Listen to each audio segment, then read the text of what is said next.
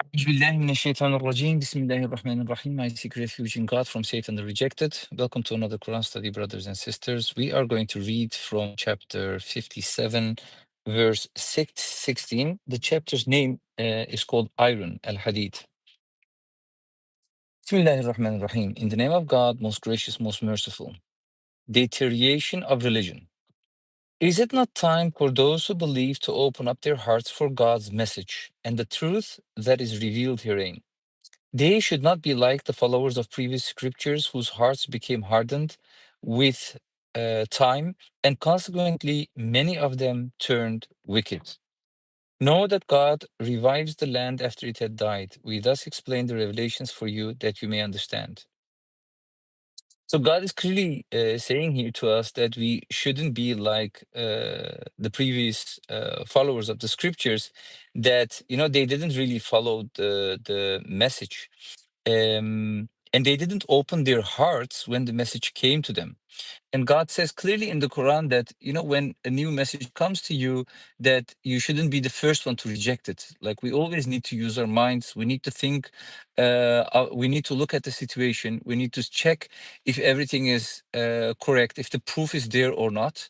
And based on that, we should make a decision. But there are so many people, when the message comes to them, they immediately reject. They immediately place a wall in between them and the message that God has sent. And God clearly says that we shouldn't be like that, and that the previous people who also received new messages and scriptures, they did this, and what they did was wrong. So when we read the Quran, and throughout the whole Quran, God gives the examples of the previous people and the message that they have received and how they acted. Of course, there is a reason for this, right? Why is God telling us all these things that happened before us, that God sent messengers to them, scriptures to them, giving them miracles to show them that it is indeed from God, but people didn't believe? um like the first times when I read the Quran, I noticed that, God tells a lot about these things. God, of course, tells us what is prohibited, what we can do, how we need to act in certain ways, and what to do in certain ways, right? In war, for example, or God tells us what is halal and haram, prohibited or not, that kind of stuff. But if you look at the Quran, a huge amount is God is telling us about the previous scriptures, like specifically telling us what happened with them, and that we need to see that as an example. And if there are people who made mistakes, we shouldn't do the same mistake. And of course, the devil is there from the beginning, right? And he knows the humans. He knows how to trick them, um, and his only job is to try to trick the people, of course, to deviate them from God's way. And we need to be careful, of course, and we need to follow the Quran. And if God tells us in the Quran that we should open our hearts, and we need to follow the message, and don't reject it immediately, right? We need to think about it. Know that God revives the land after it had died. We thus explain the revelations for you that you may understand. Um, this is also a good example of a verse, of many other verses, where God says in the Quran that He explains the verses for us with these verses. So most of the people, the Sunni, the Shiites, the traditional Muslims, they believe that the so-called hadith are explaining the verses of the Quran. But God says clearly in this book that when He sends a verse, He also explains these verses throughout the other verses. And here we can see that, right? For example, God says something about a topic, and then He explains what we need to do and how we need to deal with that. But for most of the people, this is not enough, right? Because most of the people, they just want to do idol worship, and for them to be able to idol worship, they need to have another source. They want to go to another source than the Quran. They find the explanations that God has given in the Quran, it's not enough for them. So what do? They go and try to follow other sources. Because if the Quran is sufficient, if the Quran is good enough for you, then you don't need any other sources, right? You just follow what God says in the Quran. And God says in the Quran that the believers, when they hear God's commandments, they say we hear and we obey. We don't need to go to other sources to follow the commandments of God. And we of course we know that these other sources, when you look at them, they are like totally different than what God has sent. Most people, they think that when you follow the hadith, you actually follow the Quran, but the opposite is true. When you follow the hadith, you actually do almost everything not according to the Quran. So it's important for people to, for the ones who say that they believe in this book, to follow only this book and what God has sent. 18. Surely the charitable men and women have loaned God a loan of goodness. They will receive their reward multiplied manifold. They have deserved a generous recompense. Those who believed in God and his messengers are the saints and martyrs. Reserved for them at their Lord are their rewards and their light. As for those who disbelieved and rejected our revelations, they have incurred hell. And we know from the message of the covenant that hell is a place where there is darkness, right? And here it says that reserved for them at their Lord are their rewards and their light. So the people of Gehenna, of hell, they are going to ask the ones who are from heaven, they are going to say, please borrow your light. Please borrow a little bit of your light to us. So this means that like hell is totally dark. And imagine that you will be there forever, like nonstop, forever, non-ending, like it's not going to end. So there is a lot at stake, right? So that's why we need to take this very seriously. There are sometimes moments when I think of the eternal life, and of course, as a human being, someone who says to believe in God and the message and the messages, etc., of course we all want to go to heaven, right? But we also need to think of how it's there in hell, because God talks about it. He tells us how it's there in hell. So and since God is telling us, so this means that we need to think of about hell. And if you think of it, a place where it's eternally dark, um, like imagine like God, like imagine that you're there and you're going to be there eternally. What kind of a retribution is that, right? Even if we wouldn't think about all the other pain that you're going to feel, because in the Quran God talks about, like, for example, the tree that people are going to eat from, like how painful that is. Like even if we wouldn't know all these things, and we would say, what is hell? Hell is a place where you will be living there in eternal darkness, right? It's going to be dark forever. Like even that is really scary, right? And if you compare that with heaven, with all the things that God promises to give to the believers, if you compare that to that, and then think of this worldly life, and then think of our priorities, um and I think we definitely need to put like more time to think of these things, right? So we make the right decisions.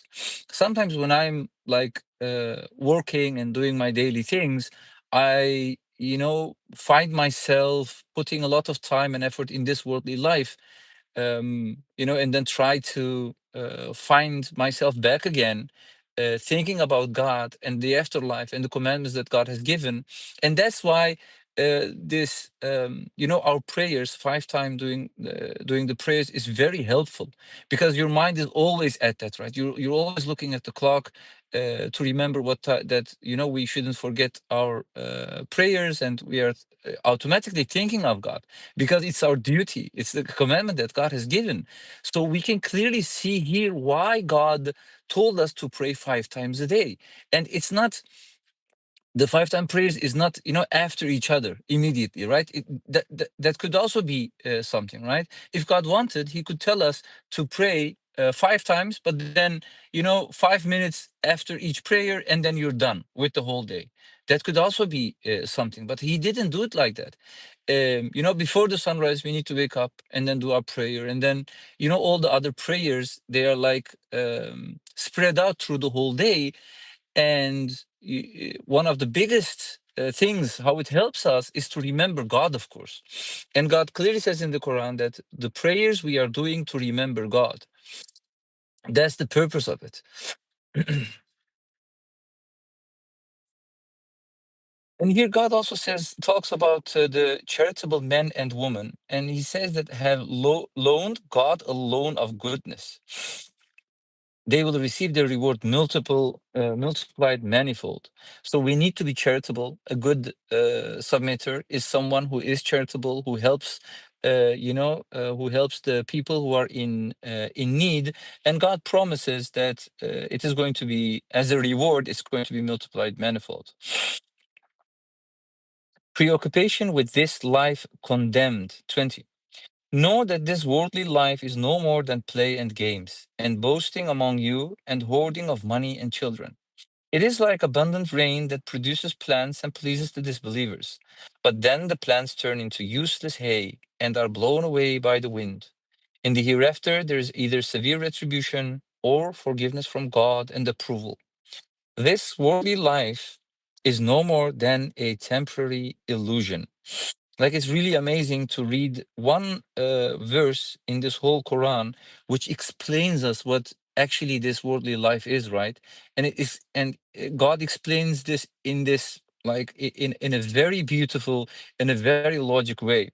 I really, and when reading this verse, I can imagine what God is telling us, right? He says it's an abundant rain that produces plants and pleases the disbelievers, but then the plants turn into useless hay and are blown away by the wind.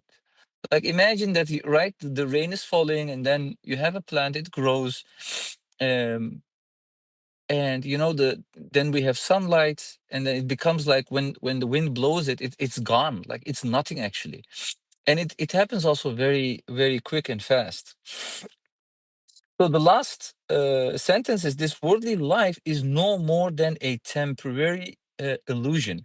And if you look at what the Messenger of the Covenant had taught us in one of his videos, if I'm not mistaken, it is What is Life All About? That video, where he said the biggest problem in this world is not war, is not people dying of hunger, or the diseases, or the all the problems that we think are important. Actually, the biggest problem is that people don't know who they really are. They think that this human body is themselves, but this is an illusion.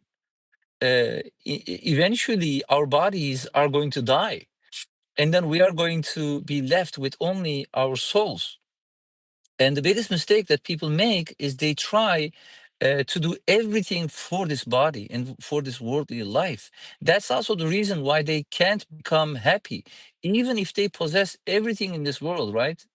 Good looks, money, power, children, cars, like everything that they can have in this world, it is not going to make them happy, and it doesn't. And the messenger talks about this topic, right? He says that most of the people who are rich and famous and have these things, most of them, they are not happy because they are totally focused to their worldly life and to their worldly bodies. They don't put time and effort to grow their souls. They don't feed their souls. And he explains how we need to feed our souls, right? The most important thing to feed our souls is to remember God, and we do that by our daily prayers 5 times a day. We do that, so that helps grow our souls, but also think about God all the time. And one of the most important sentences that we need to repeat, actually the zikr, is we need to repeat that God is doing everything, because this is basically very important. Since if you don't know this, if you don't know this attribute of God, that he is doing and running everything, then you actually don't really believe in God, and you will end up in hell. That's why we need to know, and we need to, practice this, of course, right? We need to tell ourselves, repeat ourselves that God is running everything and doing everything. And if we do that, and if we truly believe in that, then we will eventually end up in heaven, God willing. Um, and after reading this verse, of course, I was thinking about the movie Matrix, where people are the machines are controlling the human bodies, and they are in some kind of a dream, right? They are living in a dream, not knowing that it's actually a dream. They think that the reality that is shown to them is the real reality, while their bodies are somewhere captured. And actually, when you think about it, it's true, right? Our bodies are captured in our souls are captured in this body that we have, and it can only leave after we die. So and it's an illusion that that the thing that we are is not our bodies. So we need to, of course, work for our afterlife instead of this worldly life. The messenger clearly says that. He says everything that you do for this life is actually wasted. It goes to nothing. So this means that when we do things, we need to think, okay, am I doing this for this world, for this life of mine, or am I doing this for the hereafter? And if the answer is for this world, then actually it's not the right thing to do. We need to stop doing those things. And then we need to concentrate, put our priorities, and then do everything which will help us grow our souls, so we can end up in hell and as close as possible to God. 21. The intelligent alternative.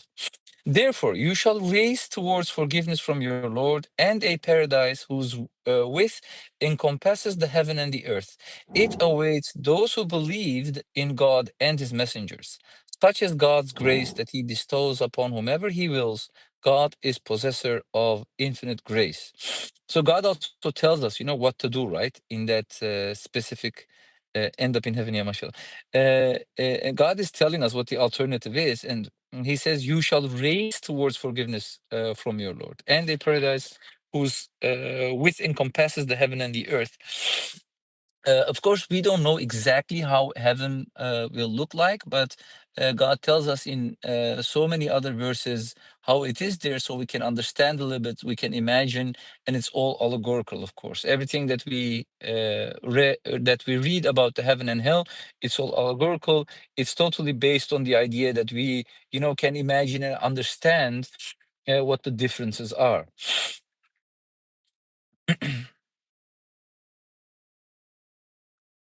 Profound fact. Anything that happens on earth or to you has already been recorded, even before the creation. This is easy for God to do. And the footnote says, we are absolutely free to side with God or with Satan.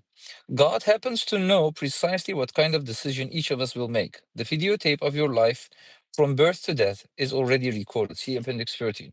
So the messenger also talks about this topic in a video. um in the video where it's called God is running everything. He gives an example of how the system of God works, right? That for God everything is known. He knows exactly what is going to happen, and who deserves what. So based on that, God created this world, and he places every soul in a body somewhere in this world, in a family, and everything is based on his knowledge that he knows everything.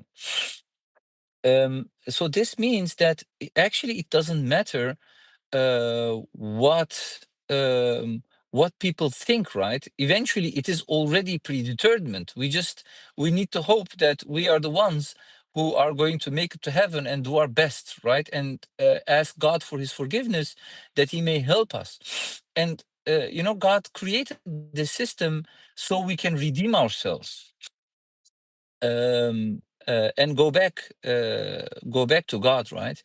Um, And it's also important to know how this system works. And the messenger gives an example, and he says, he gives the example of him calling the airplane company and then telling them that he decided to change his ticket, right? Instead of Monday, he wants to go Tuesday. But then he says it's actually God doing it, right? Because God is doing everything, God is running everything. So that decision is already been made by God. And we don't make any decisions, actually. The only decision that we make is to be with God or to be with Satan. And there is no third choice. Like, or if you are not with God, then you are definitely with Satan. There is no third option. Um, and that's the only decision that we can make. Besides all this, every decision is made by God, and the reason is because God knows everything. He knows the future. He knows what we deserve, and based on His knowledge of knowing everything, He plans everything. And of course, He knows which souls decided to go with God, and which souls decided to go with the devil. 23. Thus, you should not grieve over anything you miss, nor be proud of anything he has bestowed upon you. God does not love those who are boastful, proud. They are stingy and enjoin the people to be stingy. If one turns away, then God is the rich, the praiseworthy. So this is also a commandment of God that we definitely need to follow. He says, thus, you should not grieve over anything you miss. Like, it's a very clear verse.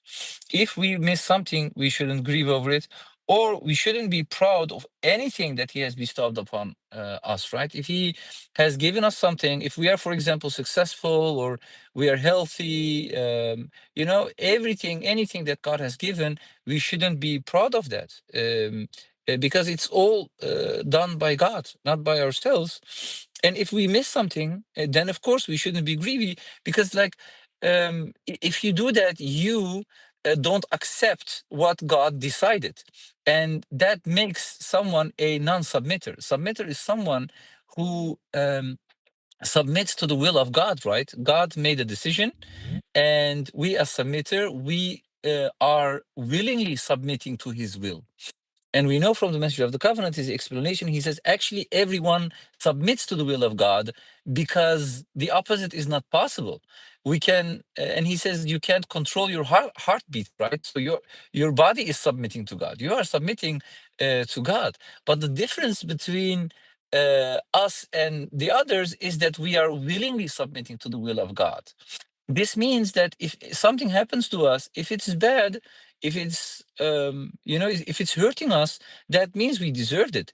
And if it's a good thing, then we need to be happy, because God has given that. We shouldn't be proud that, oh, I am the one who is being successful. It is because of my decisions that I made that made me successful, right?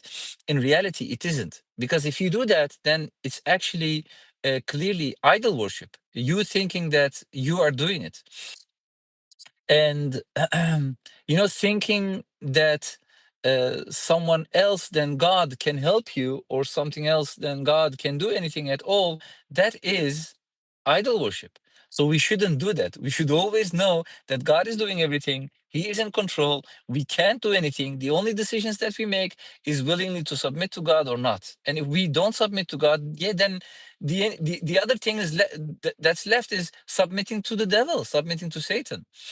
So that's why we should be very careful in our daily life, um, to remember that God is doing everything. He is running everything, and based on that, we should, submit. They are stingy and enjoying the people to be stingy. If one turns away, then God is the rich, the praiseworthy. And of course, in other verses of the Quran, God tells us to not to be stingy, to help the poor, to be charitable. A submitter is someone who is charitable and helps the needy. 25. Iron. the most useful metal. We sent our messengers supported by clear proofs, and we sent down to them the scripture and the law that the people may uphold justice. And we sent down the iron wherein there is strength, and many benefit from the people. All this is in order for God to distinguish those who would support him and his messengers on faith.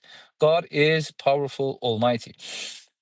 So this is also a very interesting verse where God tells us that the iron is sent down, right? He says, and we sent down the iron wherein there is strength.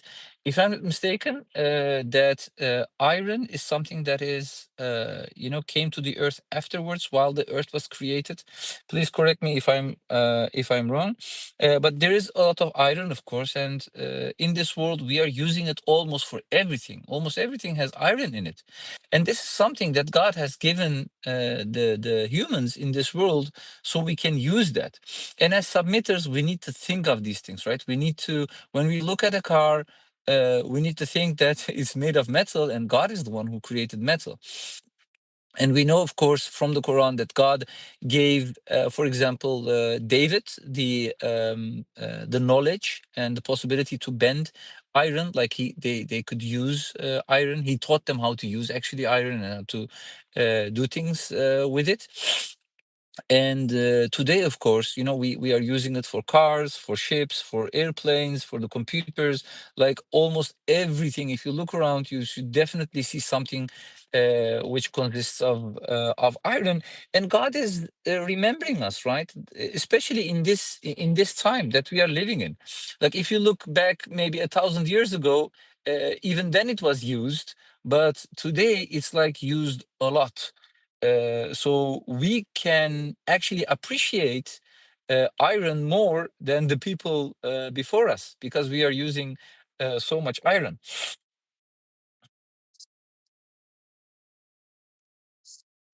Oh, I missed 1 second.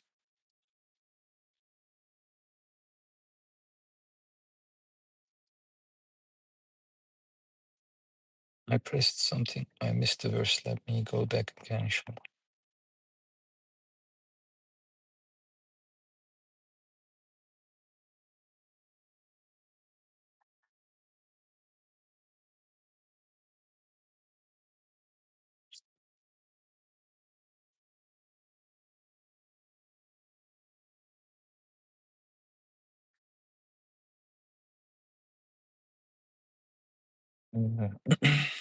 57.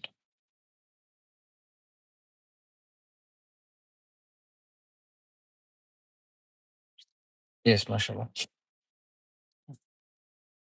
26. The prophets. We sent Noah and Abraham, and we granted their descendants prophethood and the scripture. Some of them were guided, while many were wicked. Deterioration of religion. Subsequent to them, we sent our messengers. We sent Jesus, the son of Mary, and we gave him the Injil, gospel. And we placed in the hearts of his followers kindness and mercy. But they invented Hermetism, which we never decreed for them. All we asked them to do was to uphold the commandments approved by God, but they did not uphold the message as they should have. Consequently, we gave those who believed among them their recompense, while many of them were wicked. This is definitely something that we can clearly see today in this world. And what most of the people do, most of the people who say that they believe in God and the message that God has sent, and in this book, the Quran, they actually do the same. So we see here something. God is talking about Hermetism, and Hermetism is like the thing that someone who is not like maybe living very less in social community, right?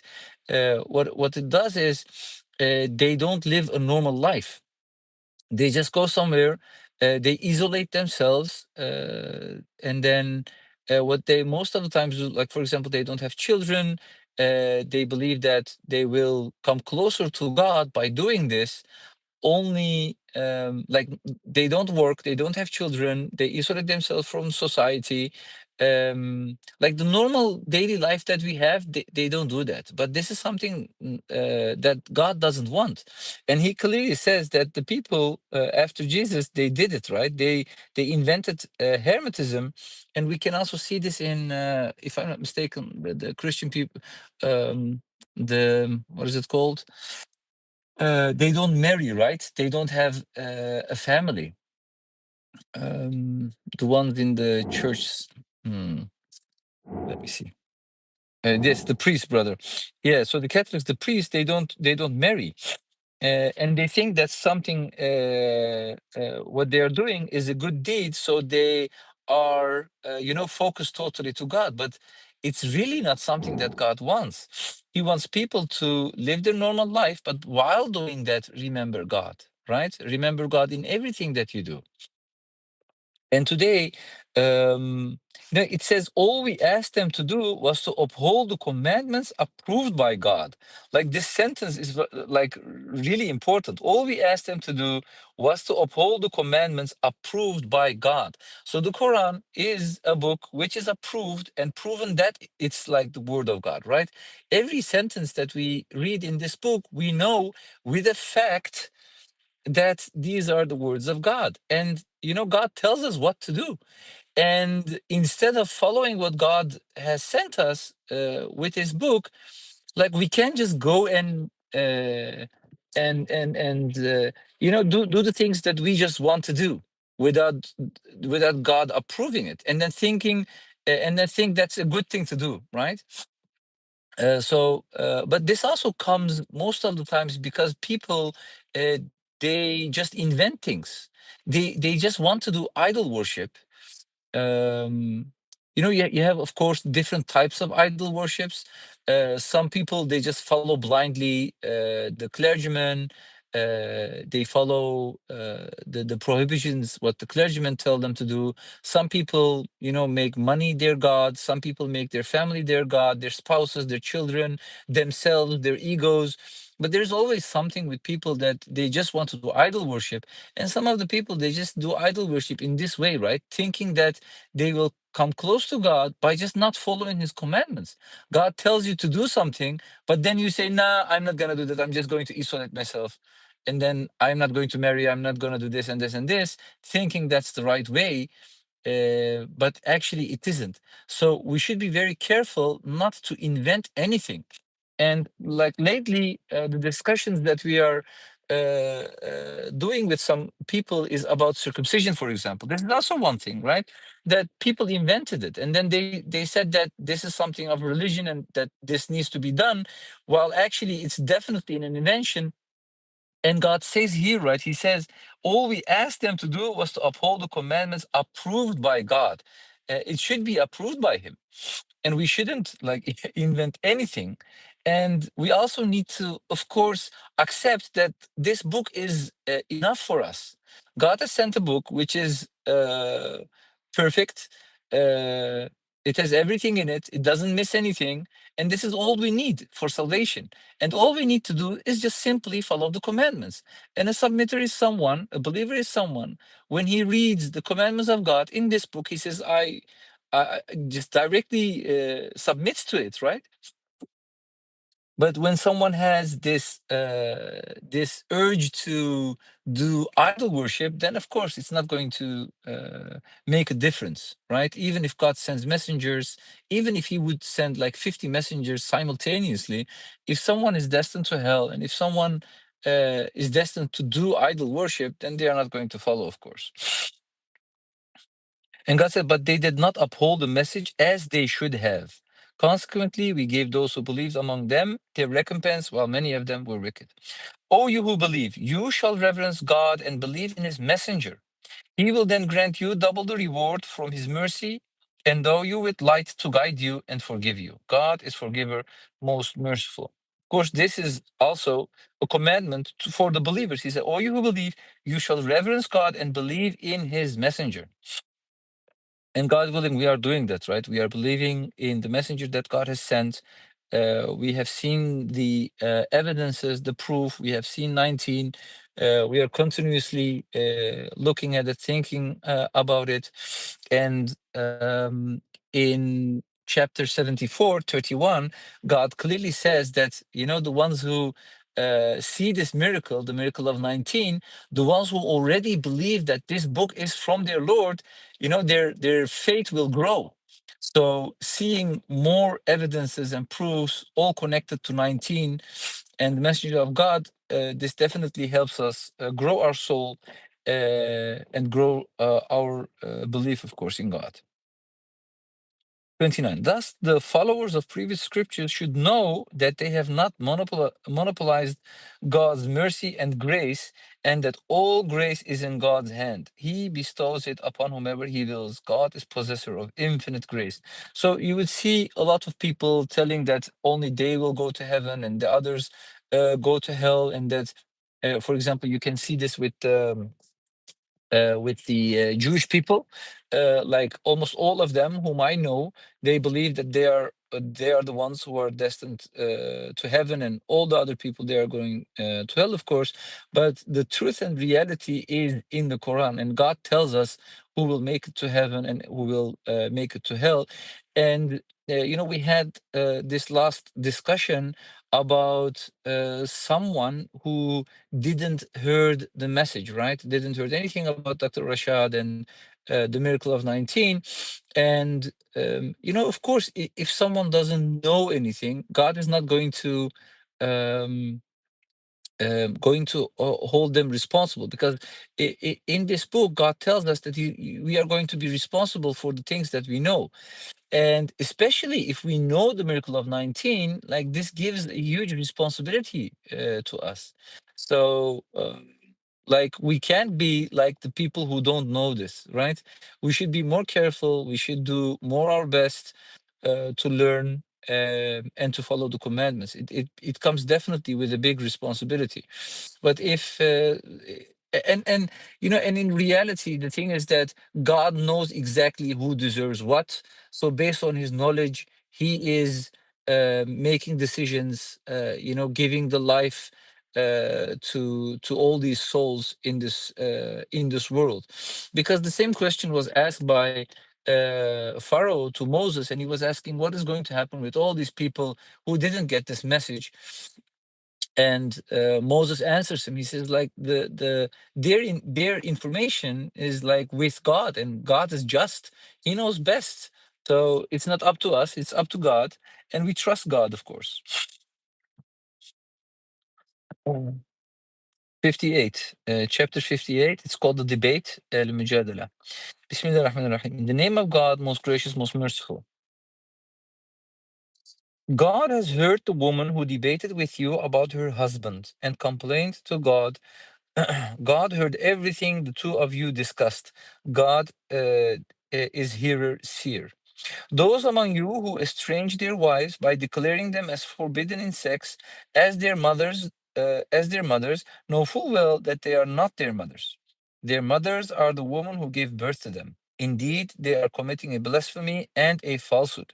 God is pardoner, forgiver. And the footnote says, uh, estranging a wife by declaring that she is like one's mother was an ancient tradition in Arabia. This is the only surah where the word Allah occurs in every verse. MashaAllah. So it clearly says, like, this was something that in in Arabia, people did that, like when they um, probably when they fought with them, or like when something happened, they declared their wives as their mothers. But this is like something that is very wrong, right? And what I understand from this is that they just don't have a normal wife and husband relationship anymore, and this is prohibited. Like, you can't do that. And God says, like, your mothers are the ones who carried you in their wombs, right? It's not the same. You can't do that. And of course, these people, they had also other things, right? Other traditions that they had. And after the Quran came, it corrected a lot. For example, they didn't like to have daughters. They only wanted sons, and they killed their just born daughters. only because of the stupid tradition that they had. And even today, you have so many people that they think that, having a daughter is a bad thing, and they are boasting. Even in my own family, I can clearly see that they think that if it's a boy, they are very proud, but if it's a girl, they don't really like it. Because they can really boast about it, like having sons. This is also an example of people inventing things, right? Inventing things in religion, saying, "Oh, you're like my mother now. I'm not going to have any relationship with you." Inventing things, and again, circumcision comes to my mind. It's almost the same thing. People just invent things, and first they say this is from God, and there's a group who says, no, it is not religious, but it's like tradition.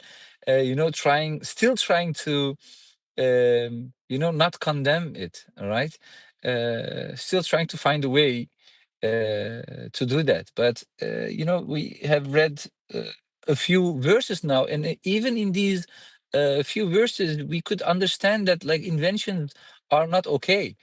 God doesn't allow it, so we should be careful with that. Those who estrange their wives in this manner, then reconcile thereafter, shall atone by freeing a slave before resuming their sexual relations. This is to enlighten you. God is cognizant of everything you do. So, and then here God, of course, tells us that if someone did something like this, then before you have relations with your wife again, then before doing that, you should definitely free a slave. And after that, you can, do it. So this is also a practice that means that you can't just say things, right? There are consequences, and if you do something like that, then in this case you need to free a slave, and that costs money, right? You need to pay some money. In our time, we don't have slaves, but it should be something similar to that. And the next verse gives the answer to that, I think. It says, if you cannot find a slave to free, you shall fast 2 consecutive months before resuming sexual relations. If you cannot fast, then you shall feed 60 poor people. You shall believe in God and his messenger. These are God's laws. The disbelievers have incurred the painful retribution. So amazing, right? And then, like, you need to, if you can't free a slave, God says you need to fast 2 consecutive months, like 2 months fasting. It's definitely not easy. Even in the month of Ramadan, right? We are like waiting until it's time to eat. And in the beginning, it's like more difficult, and then it becomes a little bit easy, and then difficult again, because like your body, like you need to. It's of course a way of controlling your body, and the messenger also tells this, right? He says you need to be in control of your body, and fasting is a way of doing that, practicing that thing. And if you did something like this, then yeah, or you're going to fast for 2 consecutive months, and if not, and they say if you cannot fast, then you should feed 60 poor people. So God is guiding, right? How to do and what to do. So this means that if you did something like this, you can't just decide to feed 50 poor people. It should be 60, right? This is also a good example of doing exactly what God tells you to do. The same we can see in, for example, doing the wudu, right? Ablution. They say, yeah, but what if I wash my mouth and my nose, and what's wrong with that, right? Doing these extra things. It's wrong because you are not following exactly what God commanded you. You are like inventing things. But the same is here, right? So we need to follow exactly what God commanded. 5. Surely those who fight God and his messenger are committed to defeat, like their previous counterparts were committed to defeat. We have sent down clear proofs, and the rejectors have incurred a shameful retribution. The day will come when God will resurrect them all, then inform them of everything they had done. God has recorded everything while they have forgotten it. God witnesses all things. Of course, God definitely doesn't forget anything, and he recorded, of course, also everything. And the messenger talks about this too, and he said, like, it's like a video recording. Imagine the day when you are there and there is a video, a screen where you see you can see like everything in this to the smallest details. And if I'm not mistaken, there is this verse where it says, oh, he didn't even miss the smallest thing, right? Even the things that we have forgotten, God didn't forget, he will never forget, and he will remind us of everything that we have done. So we need to be definitely prepared for that day and try to be righteous and try to follow all the commandments that God has given to us, exactly doing it as God has taught us, right? Not inventing things, not thinking of new things that we think it can be okay. We should definitely be careful with that, right? And if someone is doing that, then we need to remind ourselves not to do it and to follow only the Quran.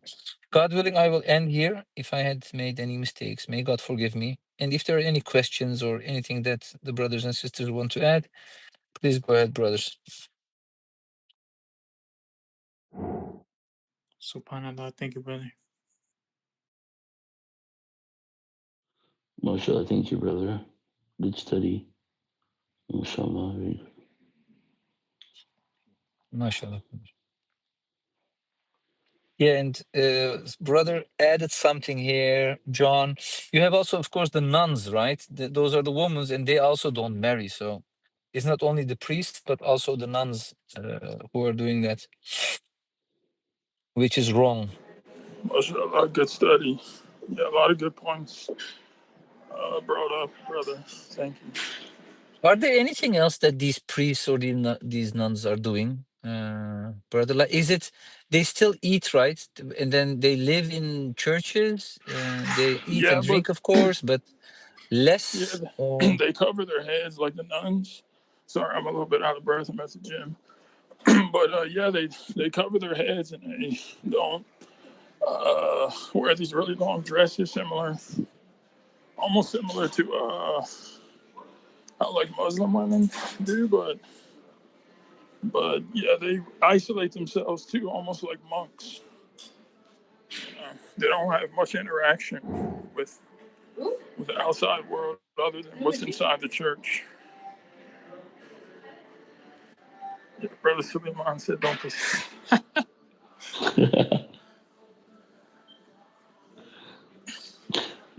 I mean, maybe there's some that could become potential submitters. I don't know. Maybe Yeah. not. But Yeah. yeah, if you see potential there, you should go for it. I think Well, I mean, I've met some nuns before. I've seen them uh-huh. like at a local church a long time ago. Uh-huh. Yeah. Well, I Why would mean, they think it's like it's a good thing not to marry? Where does that come from, actually? Like, does it come from the idea of you it's Self isolating yourself, not righteousness. not having It's a family? yeah, it's like self righteousness, and then it's Catholicism. It's why so many Christians, the Protestants, broke away because it was very demanding, very corrupt. It's exactly like what you read in the Quran about hermetism. You know, they're doing these things, all these extra things, thinking it's going to be more righteous. But they end up really, if you ask to see a lot of them, you know, they're really miserable. But they're still doing it because they think it's going to get them a place in heaven or a better place in heaven or something. Yeah, and then you have, of course, these priests in, the things that I have seen on the news, what they do with kids and that kind of stuff, right? It's also like a part of that. There's so much wickedness going on. That too, with the children. They're being abused by many priests. Not to say every priest is like that, but Yeah, Abdullah said because Jesus was not married, maybe, but do we know how old Jesus was when he was crucified? Do we know that? yeah, he was 33. He was 33, right? Okay. So can we say, since he was 33, that maybe he was actually married?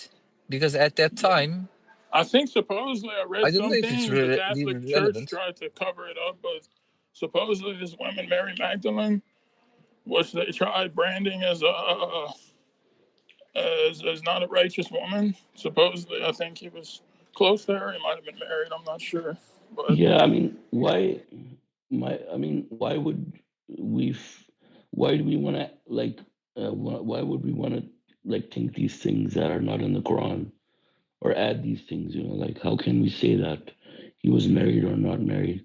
There's nothing in the Quran about it, right? And it's, I mean, not really benefiting us in any way, Not whether, relevant, yeah. you know, yeah. yeah, it's not relevant. We want that machine, Chris, and you're stealing it. Who's stealing what? John. You heard it the John, most. stop stealing.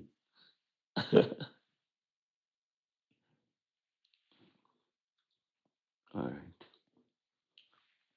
Yeah, I mean, there's, the same thing you've heard about, like the priests, same thing happens with the nuns too. These nuns, they live in isolation, similar to what people live in prisons.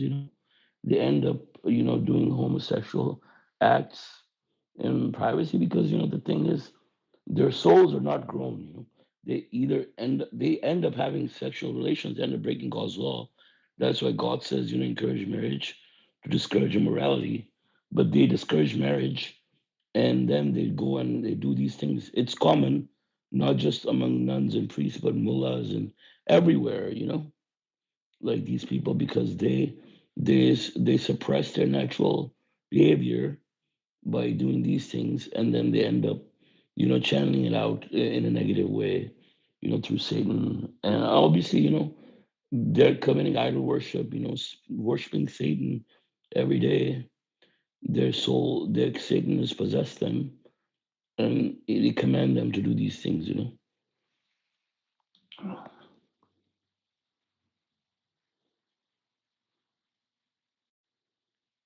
Anyways, yeah, I mean, that's a separate subject, but yeah, I mean, God says in the Quran they invented hermetism or eremitism, which was never decreed for them.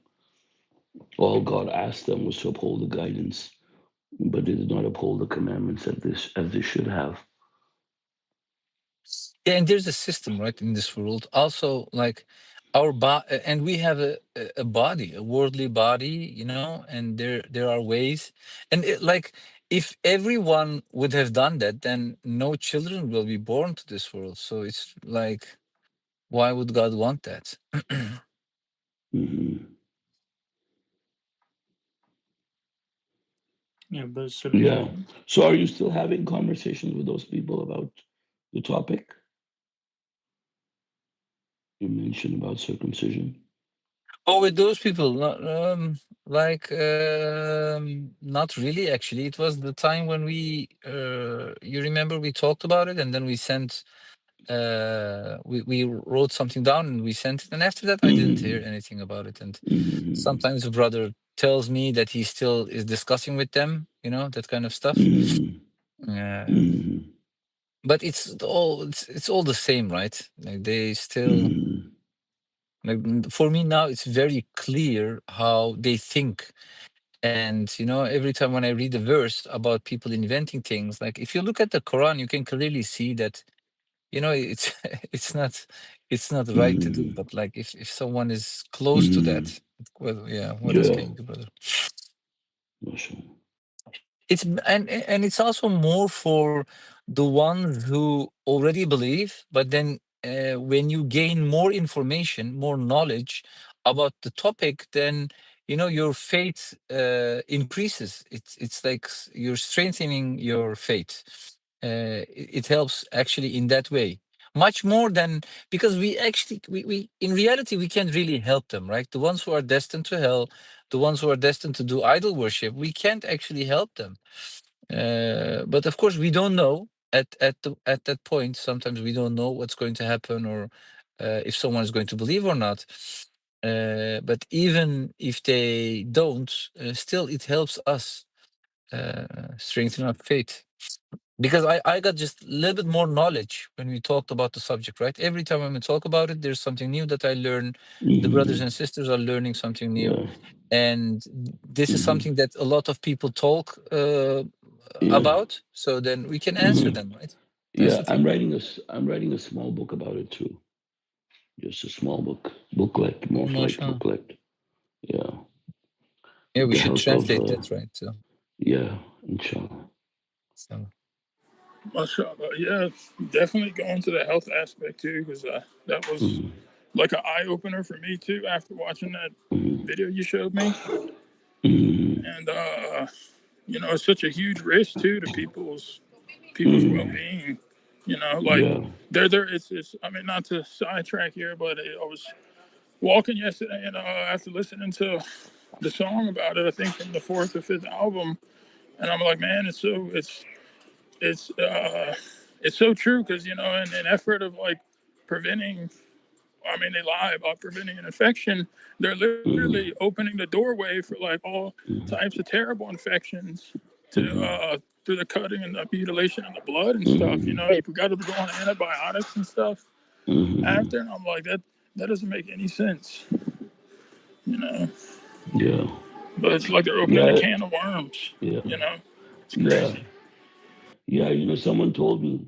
They said if I was a non-Muslim, like when I came from America, when they found out they were happy to know that I was from Pakistan and I was a Muslim, because they said if I wasn't, they said I would have to get circumcised in order to be married here.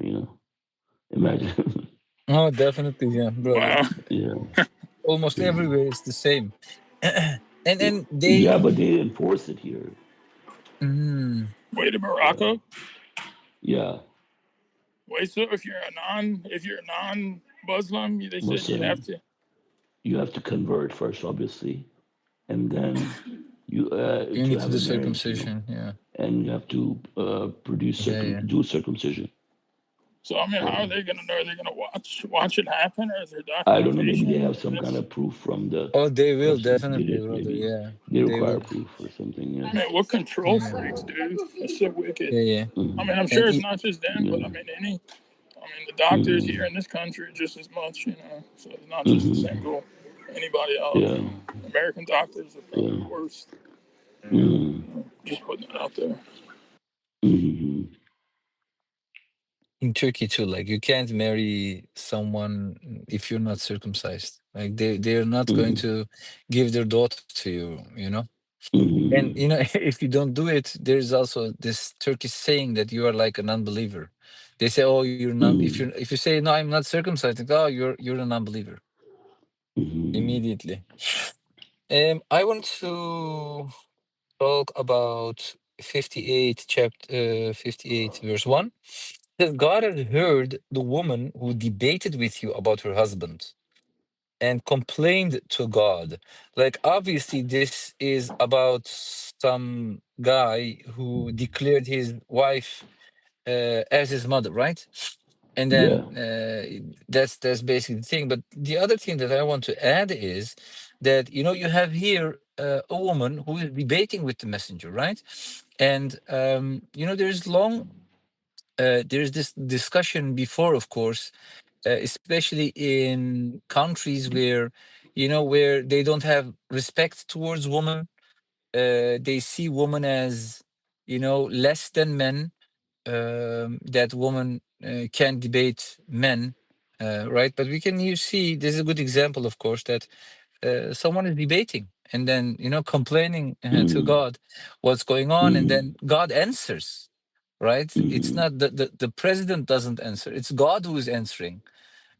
mm, So this, like, it confirms actually that if there's something, we should definitely go to God, and if there's something that we need to want to be fixed or anything at all, God is the one whom we need to go and ask for help. mm. And this is a good Did you example of this, find the right? answer? Yeah, mashallah. Did you find the answer for that loving the enemy? Uh, mm, No, I didn't have time to check on the Mm-hmm. videos or on the voice Mm-hmm. recordings, but the brothers in the Mm-hmm. group, they said something about it in the video where the message talks about God is running everything. Yeah, that wasn't the same one though. The one Yeah. I are you think there talking was an about the? audio. I couldn't think of it either. Mhm. Yeah, there's one where he talks about, he gives the example of loving your enemy, and he says it applies in religious, non-religious things. I mean, in a separate place, he says the Quran doesn't talk about. He said in Christianity, they teach you to turn the other cheek. The Quran doesn't say that, but then another place, he's talking about. This exact same thing, loving your enemy. He says, Quran tells you to love your enemy, or non-religious matters, like imagine, he says your neighbor, builds a fence on your yard. Now, anybody would be furious, a violation of they call it trespassing, they get so riled up about it, here. But he says, you have to like resort to the best response, you know, and I mean, I'm paraphrasing now, but he gives that example. In those Mm-hmm. situations, you have to love your enemy. He says, and he reads the verses, not to go into good response and a bad response. You should resort to the nicest possible response. That's one that used to be your enemy may become your best friend. Mm-hmm. Mashallah. Mm. Inshallah, we'll find the sorry I didn't get time to. Inshallah. Um, yeah, I was quite, you know, busy here and there. Inshallah, I have a thing on my computer where I have the search on the on all those transcripts. I'll find it and do a quick search. Is it one big file, brother? Because I know we had individual files like on the drive for Yeah, the inshallah, we'll transcripts. combine. If we combine them, it'll be a lot simpler to search. But I have them as Okay. separate files.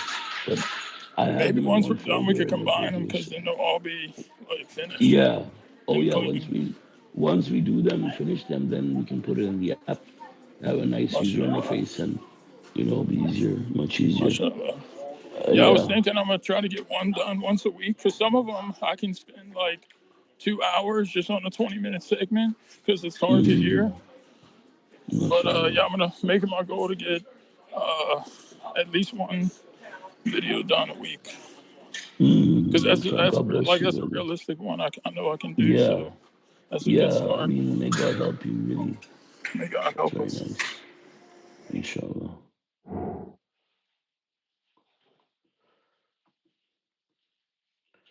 Yeah, it's a very good idea. I mean, this is striving in the cause of God. I mean, there is pain, but obviously there's credit to be gained here too. And we can talk more about it offline too. And we can talk more about it, God willing, later as well. There's some pointers Mashallah. on that we can utilize, God willing. Mashallah. Yeah, I really Mm. like verse 20, 22, and 23. Anything that happens on earth or to you has already been recorded even before the creation. This is easy for God to do. Thus, you should not grieve over anything you miss, nor be proud of anything He has bestowed upon you. So, yeah, kind of like what Brother Joffer was saying, you don't miss anything.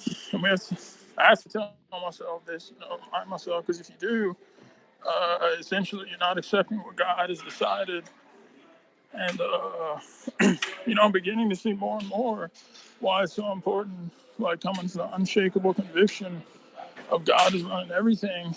Because if you don't, like, I mean, before submission, you always look at these things as like some type of outside circumstances, or maybe internal circumstance, or some other circumstances, the cause, and so naturally, you're not gonna like, you know, maybe be happy with it, or even if you're okay with it, it could produce sadness or anxiety or something. But once you believe God is running everything, it allows you to submit happily.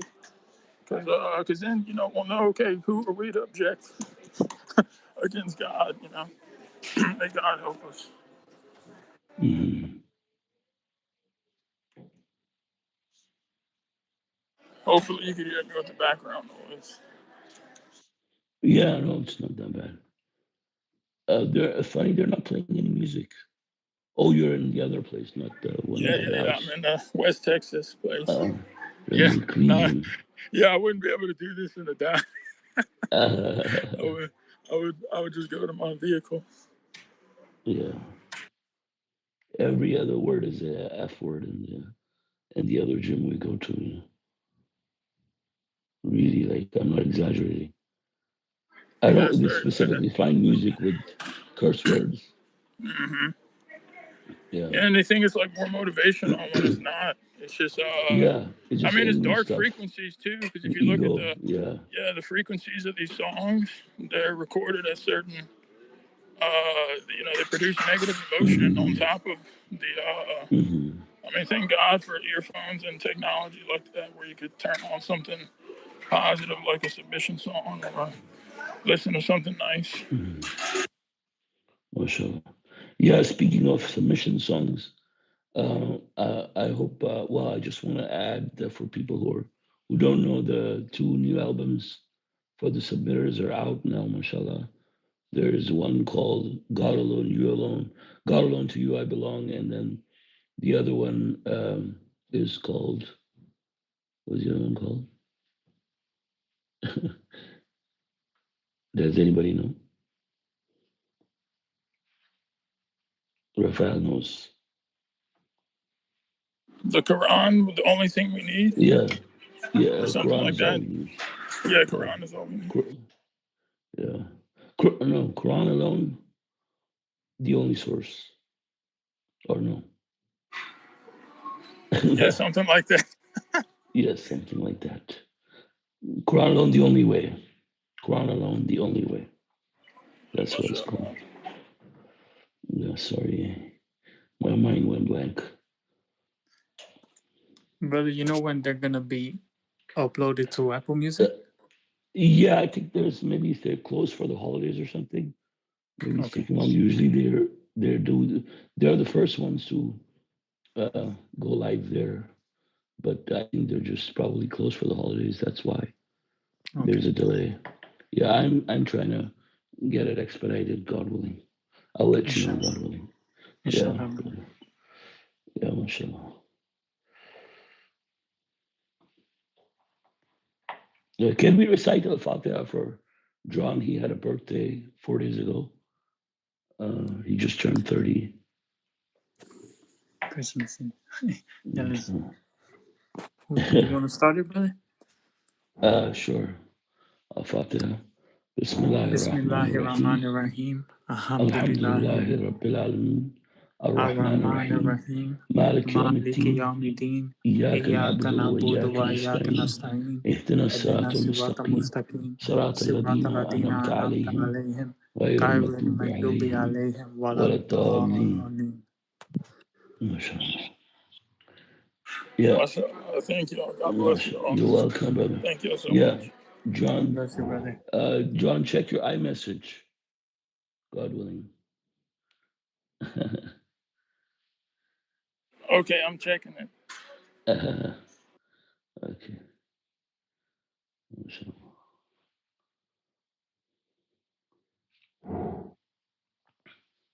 After the study, maybe you can check it. Okay, inshallah. Thank you so much. You're welcome, brother. ما شاء الله.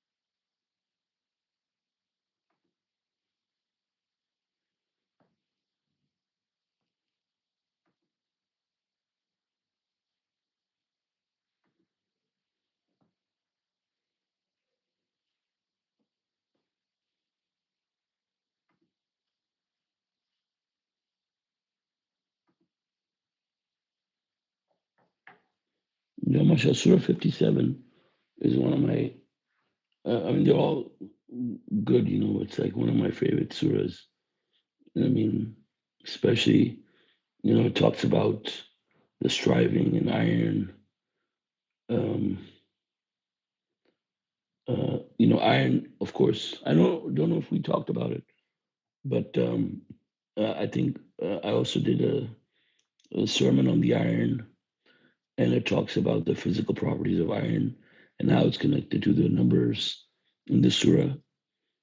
So I think it's pretty significant also for us to know that God has placed this chapter in the middle of the Quran. 57 and both 57 and 56 are atomic numbers of isotopes of iron. So and 56, 57, and 58, so of stable isotopes. And you can, God willing, go, look up the sermon, uh, and it's pretty interesting. I think, mashallah, God has made it the most useful metal, and it's found, in abundance in the Earth's crust. I mean, unlike in the core of the Earth. I mean, not Earth's crust, under the Earth's crust. But I mean, we use it for so many things that God has given us as a blessing.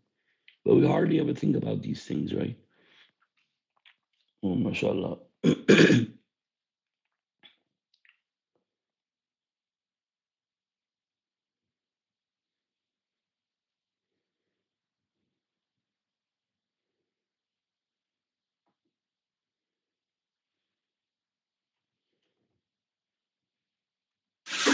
Yeah, it was a really good sermon on. I Mashallah, remember thanks. that's one I think worth probably doing again too, because I think I watched it twice, Yeah.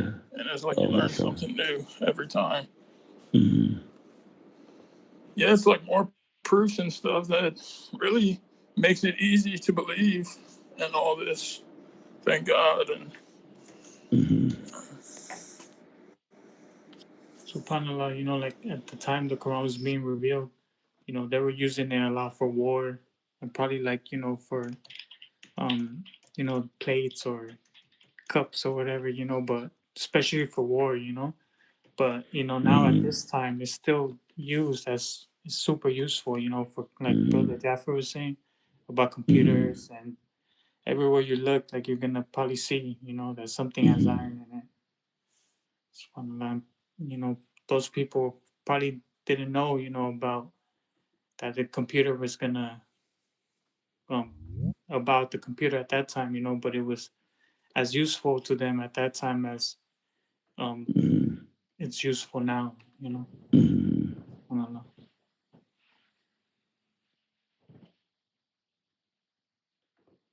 Yeah, God willing, I'll post it in our, well, I'm posting it in our channel, God willing, and also I'll post it here in chat, God willing.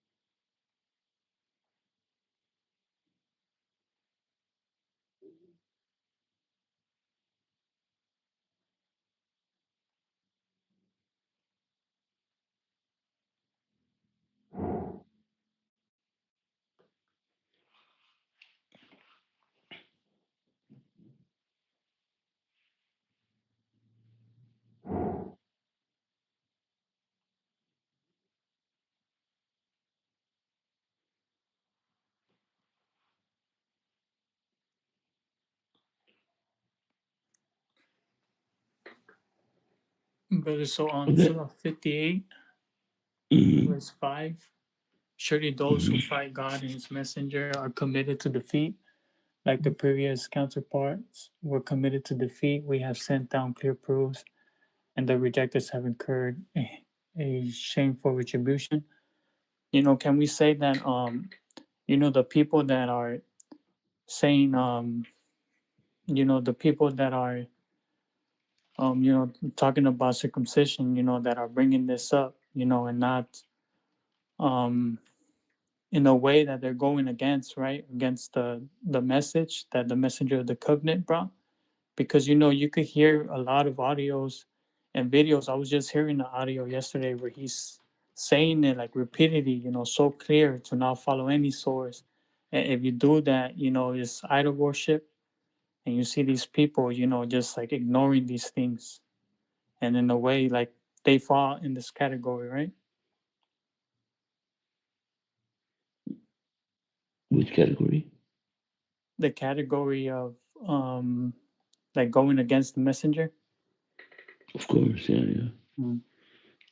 I mean, people don't realize how big it is. You know what they're doing. Like they're underestimating Satan leading them to hell this way. I was literally told by this one guy. He's like, "Oh, why are you talking about this?" Like everybody saying it should be done like it's mandatory or optional, and I'm saying it's neither.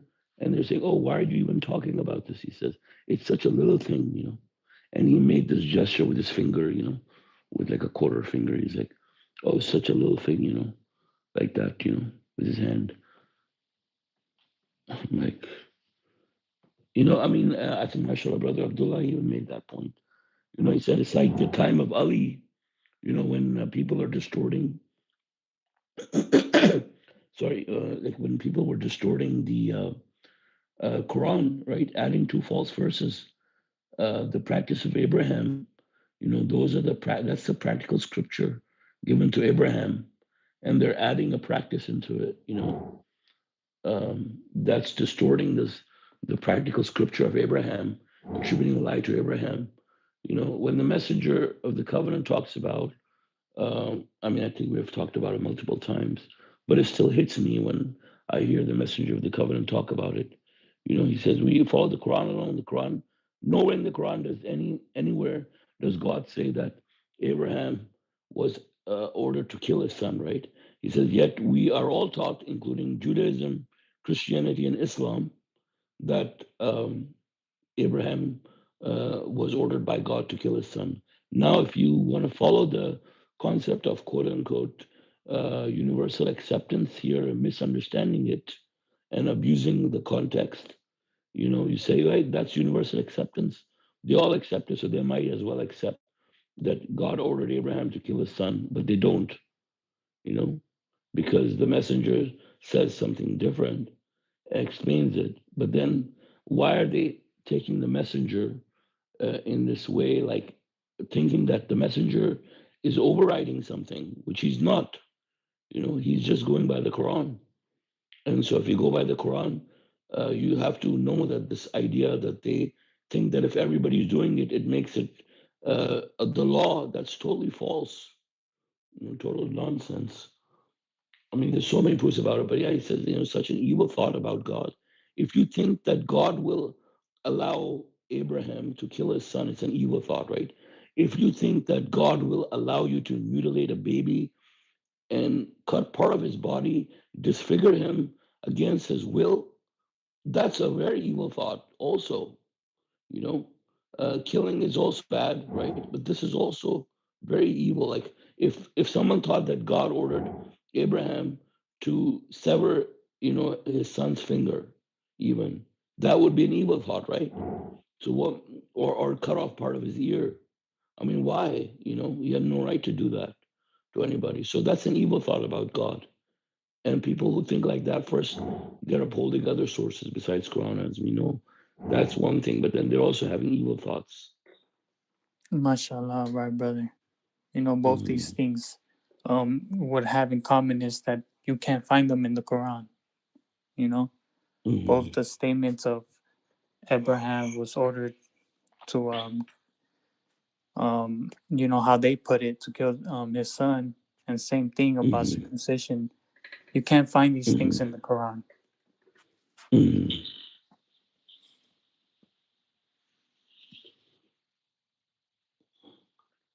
Like you said, that itself is a very evil act too. Mm-hmm.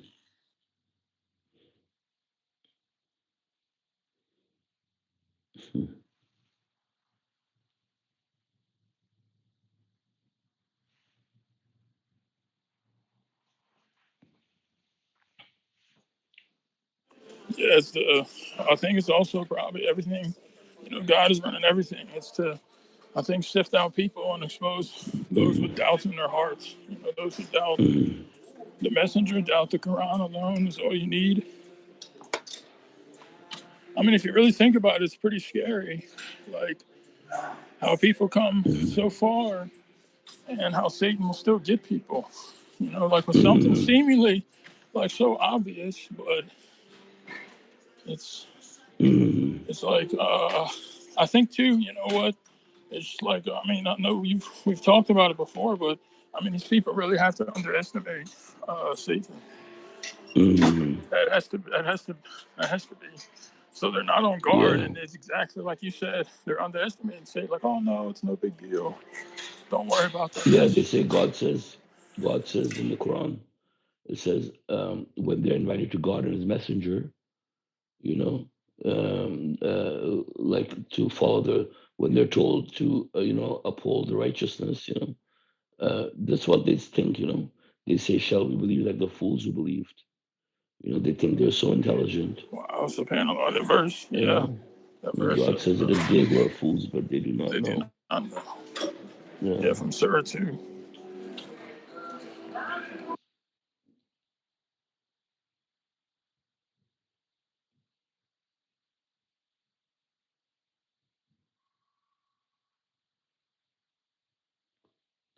Also, I really like how the example that God gives about the hypocrites, how their example is like, fire, as soon as it begins to shed light around them, God takes away their light, leaving them in darkness, unable to see.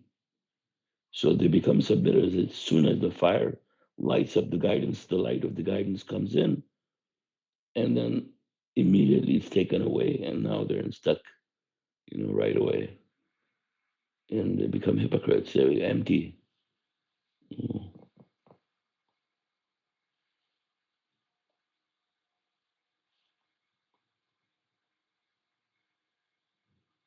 And the Satan makes them believe that they're on the right path. It's quite an amazing setup in this world.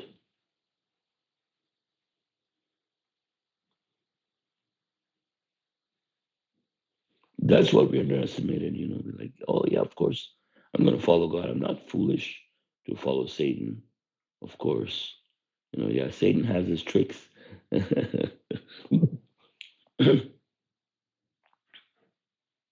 They think that they can fool him, fool God, I mean.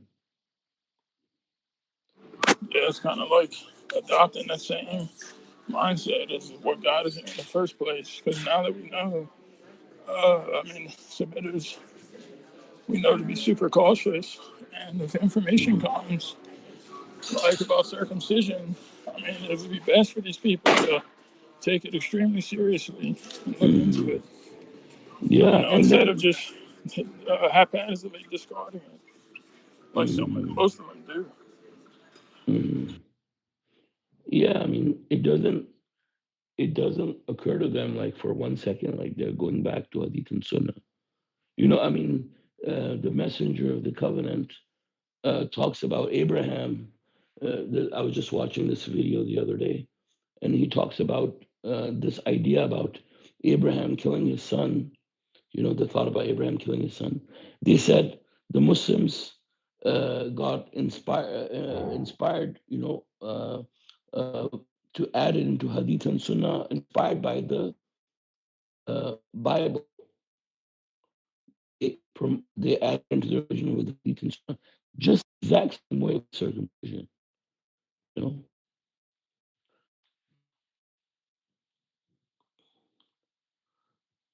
Same thing, but I mean, of course, when they're blocked, there's nothing you can say or prove, give them any proof that will. But obviously, mashallah, I think it is important to have the information for these people, other people to come, so that they cannot be caught off guard and be confused about it.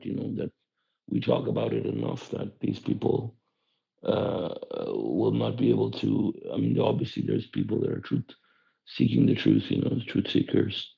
So God, when they'll find our message, in the near future, when they come across this nonsense. I mean, there's plenty of material out there right now to spread this falsehood. We don't have anything published besides our videos, right? Like there's an article on Mustard Tucson promoting circumcision. There's an article on that Peter's Quran website about promoting circumcision. But both submitter sources posted material about promoting circumcision, written material. So I think it's very important that we publish stuff also, Yeah, mashallah. And yeah, God to bless you for present the writing that truth. book. There is a Mashallah. playlist too. There's a playlist, I Uh, think, on God Alone TV. Isn't there? yeah, There's a, yeah, yeah, it maybe has that one. sermons. Hmm. It has our sermons. Yeah, yeah, That's good. yeah, yeah. Yeah, subhanAllah, but it's very important, because I remember in the beginning of my journey, submission, where I was looking at everything, searching everything. That helped me a lot. The videos you had Mm-hmm. posted. You know, Mashallah. yeah, it's very important, subhanAllah. Yeah, praise be to God. I mean, God is the one who guides people, Alhamdulillah, my to brother. His religion. So amazing, and misleads those people who choose to go astray. Like today, I was going through my files, accidentally came across that sermon with this guy that dropped out. Who was giving the sermon. John remembers he was reciting Quran, doing a Quran study on the Friday prayer. And I reminded him, and he dropped out and joined, the other people. So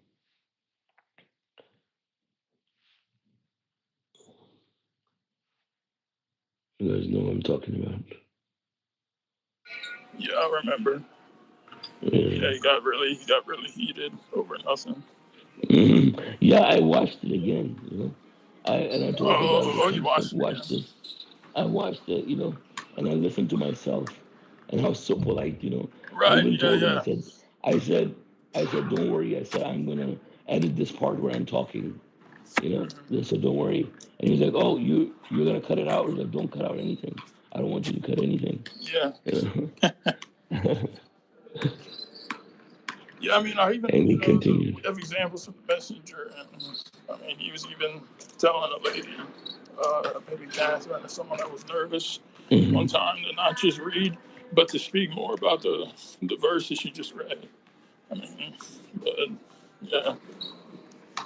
Uh, so yeah, sometimes it just takes, a little bit, I guess, for somebody to be ticked off like that. I mean, would hope the best for people, folk, individuals, Hmm. but Yeah. God is fully aware. He controls Yeah. all that. Hmm. Yeah, I had a comment too on. I liked what Brother Jaffer said about Surah 20. Oh, excuse me, verse 20 of Surah, I think 57. About preoccupation with this life condemned. Hmm. It was a good thing to ask ourselves. I think he said something like, ask ourselves, are we doing this for God or for ourselves? Like every little thing must not be for this world, but for the hereafter. So in a sense, even like if we're like the way I kind of understand it, maybe we could get some comments on this. But like if you're at the gym, you can think about. I mean, listen to study or submission music or whatnot, and going through your exercises. I mean, it's being appreciative for God and thanking Him. You know, uh, for your health and stuff. I mean, just thinking same thing when we go to work. We're going to work for. We have to remind ourselves. I have to remind myself. We're doing this not to put food on the table or to go buy a new toy or something. And we're doing it to make as much money to spend in the cause of the year, to spend towards our hereafter. Striving in the cause of God, because that's really what lasts. I mean, we can see even the richest people, like Rockefeller and stuff. I mean, all his wealth, where did it go? Imagine if he could have spent that, towards the cause of God. So, but yeah, I like to reminding myself and stuff.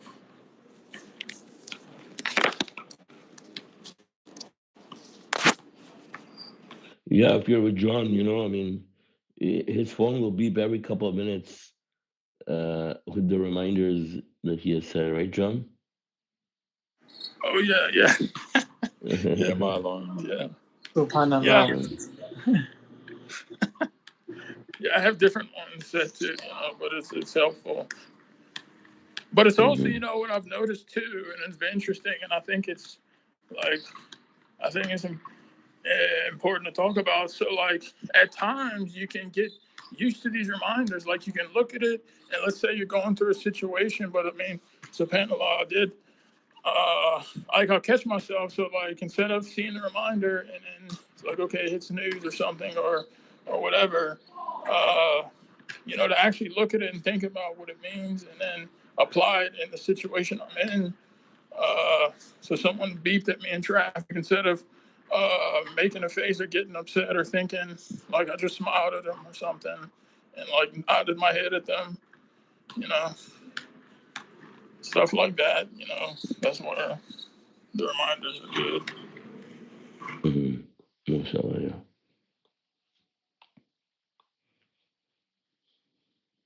Or I think, looking at God is running everything, so they're beeping. Maybe it's God getting my attention, hey, maybe put on your seatbelt or drive or get off, turn off your phone, because you almost went off the road, which almost happened.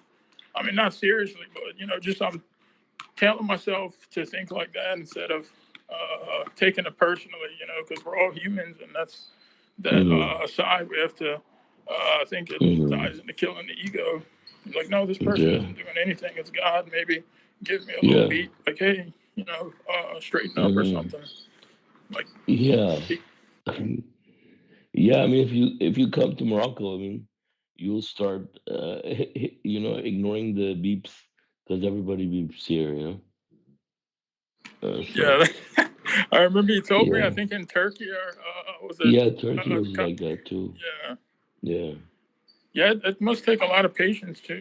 Mashallah. I remember when you came back to the States, you were nothing phased you, which was good. You went to boot camp training. Yeah, that's good. Yeah. Here it's the same. I mean, yeah, here it's the same. It's yeah. Yeah, I just get used to it. You get used to it after some time. But still, sometimes you can get worked up, if you're not paying attention.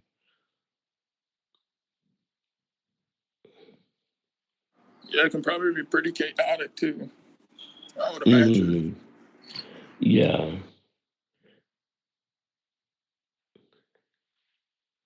Yeah, especially here, they don't have intersections for the most part. They don't have any intersections. They just have roundabouts, and it gets busy and it gets very confusing and frustrating. Because people just don't use it in an orderly fashion.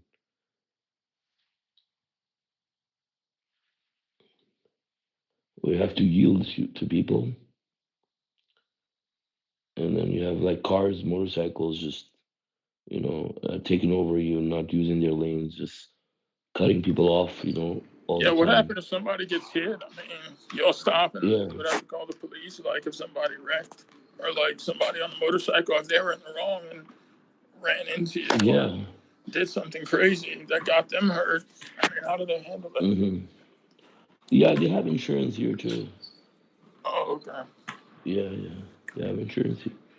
Yeah, but you know, one thing I noticed is like when I was in Turkey and also when I was here in Morocco versus when I was in the Middle East and like in, I mean, Middle East, I mean, in Qatar with the, Arabs, I didn't see like, I saw people driving recklessly, but they were not driving recklessly out of rage.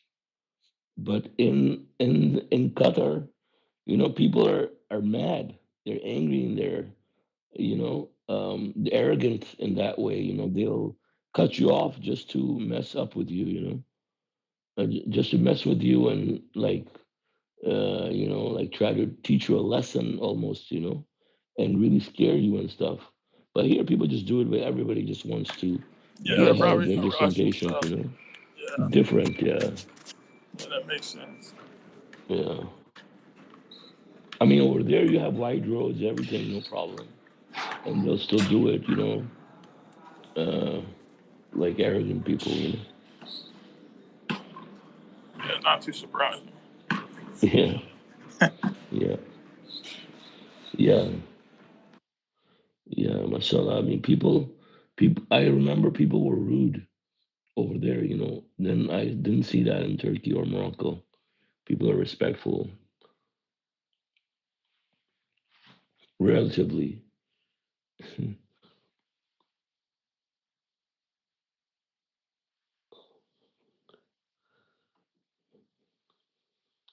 Yeah, subhanallah. I mean, John, you shared those findings today.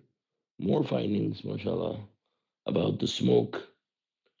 Yeah, I mean, it's becoming more and more clear. I mean, subhanallah. I mean, God just keeps giving more and more proof about this.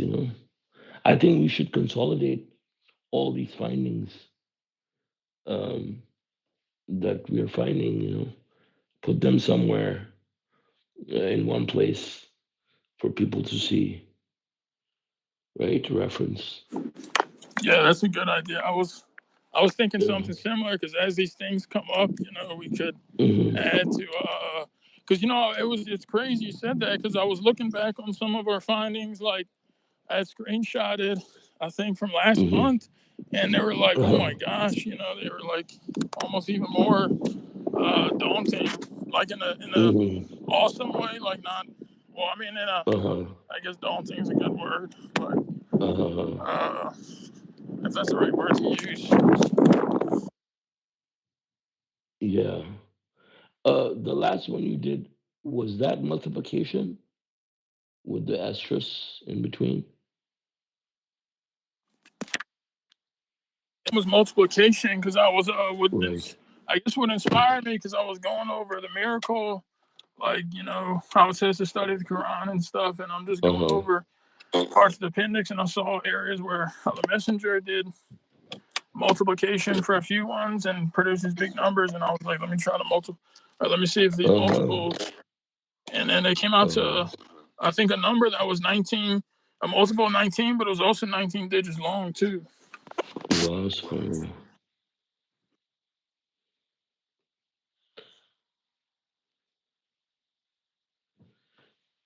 Yeah, I mean, I find it concerning, but I also find it comforting, knowing how the world is right now, Yeah, that yeah, things exactly. will turn for the better.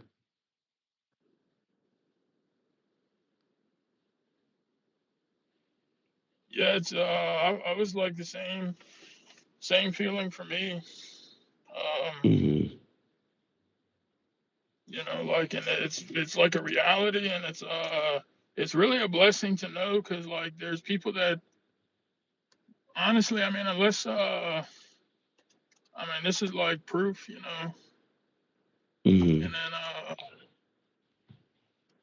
but yeah, I think Yeah. I don't know if the number I was trying to put it was I was trying to put a long together this really long number, kind of like the similar to the how the it was put in order like for Hmm. those superhuman combinations and I was using like trying to Uh-huh. use every single parameter but I don't think I tried them all but then when you Hmm. said I think the I don't know how many digits I was using when I added them all up if Yeah. it was over It's 38 right now. but It's limited to 38 digits.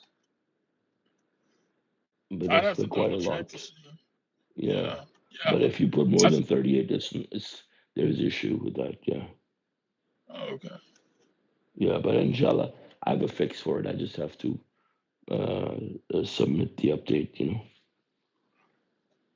Inshallah. Mashallah.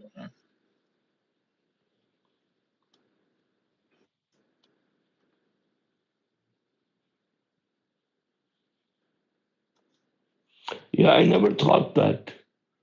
Um, I didn't think that. I never imagined that we would live to see, for some reason, the smoke.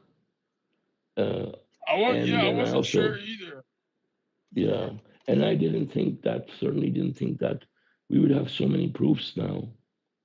We'd have so many proofs, and in such a short period of time. Also, we've Subhanallah, got so brother. many proofs about it. Now I have like very. I mean, I almost no doubt that it's happening because we can't. The numbers are not lying, right? As the messenger says, Right. why would God be showing us all these signs if And then it it's was Tucson, not even Arizona. gonna? You know, Yeah, like and the that one keeps 19th sticking out to me. Like it how? I started. mean, out Yeah, of all the places, it's yeah, Tucson. And June yeah, 19th. yeah. You know, Mm, I mean, you know, Tucson. yeah. It's almost like the messenger's stamp. Like Subhanallah. Yeah, exactly. And then plus his number, his geometrical value. There's so many calculations with the Oh, specific date yeah, parameters that have his uh, absolutely. value to it. Yeah, yeah, Subhanallah, and brother. yeah, subhanallah. Yeah. I personally, like we were just discussing, like it's just so much, and I personally think that it is that the calculations and what we're finding is correct, you know. And I Mm, feel like it's just too much. You put the month mm, and you put the surahs and you put the mm, year, and and you just keep getting multiples of 19. Like I mm. feel like it's kind of hard not to believe Yeah, that it's gonna hit at that yeah, time. and what are the odds? For example, okay, it was on the 19th. It was in Tucson, but then if you add the month, year, and the date it was discovered, it exactly adds up to be 2029. Like there's no coincidence there. It's so obvious. Yeah, Subhanallah. Yeah, just something so simple is enough. By God, I mean to, because I think God wants us to be prepared. Hmm. God wants us to be ready. Subhanallah, Um, I remember you you saying that, brother. And yeah, that's so true. mhm. Yeah, like Noah, for example, he knew that the flood was coming. He had prepared to be. God had a plan for him to be protected, right? If you have a smoke that's going to cover the entire earth, is going to be obscured, by the smoke. That's something for the believers to be prepared for, so they can be protected. Because as the messenger says, even when there's a nuclear explosion, God is going to protect the believers, right? And the only way the believers will be protected is, well, no, I wouldn't say the only way, but of course, it makes sense for the believers to be protected by them having the preparation, things for them. Obviously, God can do without. For example, when they tried to put Abraham in the fire, he said, "Be cool and safe." But God is telling us for a reason. Obviously, when Moses was gonna get caught, when Pharaoh's army was gonna be drowned, God parted the sea for them. So there was a physical way that God protected them. Same way with Noah. So this is we are getting all these signs. So God, so we're ready, we're prepared, and also of course other reasons for people. Of course, if there's no signs for the mathematical signs, they're not going to draw, put two and two together and realize that it's connected to submission. But now, when they have all these proofs and they're being foretold, you know, then it's going to be much easier for them to accept it, right?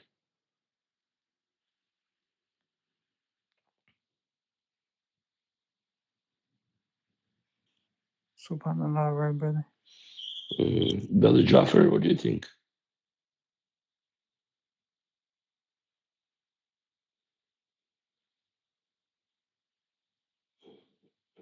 Brother Jaffer, Brother Abdullah, Brother Khalid, Brother Abdullah, number 2 with Yasin stream, Yayin stream. We have two. We have.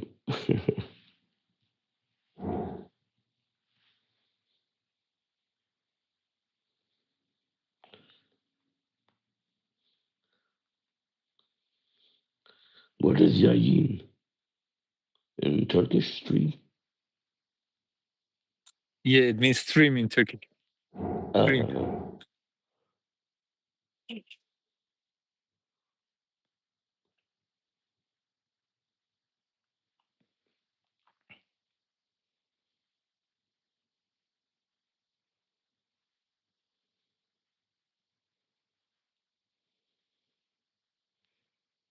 yeah, Brother Jaffer, I think you need to start, working on building codes and all that to have, properly covered, structures that's going to protect people, from in buildings where they can, be safe. I'm sure, and I mean, For for smoke, you Netherlands, mean? they probably already do it, based on the weather. They're already insulated and everything, right? For the smoke, you mean? Yeah. Yeah, it's like very pretty, good isolated here. Like there are things, but I'm not sure if it's like because you have different types of smoke. It's not. It's like different types. Some of them are like Uh, depending on where it's from, right? mhm. Can you Yeah, elaborate? if you burn wood, then you have a different kind of smoke than if it's like more Yeah. chemical. Uh, Uh, yeah, so that's why you have these different filters, different types of things. But mhm, most of the times it's well isolated, and what they want is they want to mhm, have in the Netherlands. What they want to do is they want to have um, before 2020, 2030, they want to have all the houses like gas free, um, mhm, solar energy, that kind of stuff. mhm, And mhm, I don't know if you guys heard, but here in Europe, there, for example, the president he said everyone should have some money with them, mhm. some amount of food for a few months. Prepare Oh, yourself, But they're talking about this war. But I don't right, know, with Russia. like, do they, for example, believe that the asteroid is definitely not going to hit? Like, and then I'm talking about the people who know the numbers, right? Because if someone, No, the guy who discovered it is no longer alive. Most likely they killed him. Because because they didn't want him to. publish My it. guess is, yeah, he didn't want him to talk Yeah, about it. They that's what didn't they. want to, Right. because yeah, because That's if you what they see the do. movie, also, they're more interested in exploiting the materials from the metals and stuff that's going to bring to the earth. So they really don't want people knowing about it, because if people know about it, they wanna divert it and whatnot. They don't want it to come down to the earth, obviously, for obvious reasons, because it comes down, it's going to cause destruction. But they are trying to figure out a way where they can safely extract, or unsafely, if they don't care, extract all the material from it. Treasure, basically, for them. And you have the tech companies. I think that's probably one of the reasons. I mean, it all becomes a lot of implications, but you have that sounds to me why there's such a heavy push towards space all of a sudden, and finding life on other planets and all that stuff now, because they know that something like that's going to happen, and they want the materials that the asteroid contains, which is going to come down to Earth eventually, anyways. People are going to be utilizing it anyways. But that's the motivation. I mean, but that's the plan that God is allowing it to come, because probably if these people are transparent about it and they put their heads together, they could probably divert it or do something with it. But God doesn't. It's against God's will. So they are attracted to the fact that, that greed. Yeah, Like, oh yeah, it's gonna make us more rich. yeah, there's a lot of precious metals and stuff, like especially that Yeah. are becoming more scarce on the earth, like for these Hmm. super chips and all kind of industrial rare earth metals and stuff. Yeah. It's quite shocking. Like, it's really amazing how God is allowing it to happen. And it's happening in such a way that they don't want to create any noise about it. Like God's plan. Obviously all of it. Because what's going to happen, if they found out, all the Arabs are going to go to space. Imagine, Right. like, now they have space travel. They pay money to go to space. All these sheikhs will go to space, you know, like Jeff Bezos went. Yeah. Oh, Jeff Bezos went to space. Yeah, I think yeah, yeah, I think I heard he something did. about that. Yeah, Uh, yeah, yeah. Dark There's a mission mission. by NASA where they're trying to uh, get it to basically they're exploring it. They're saying, and studying it and whatnot. Is that the same one?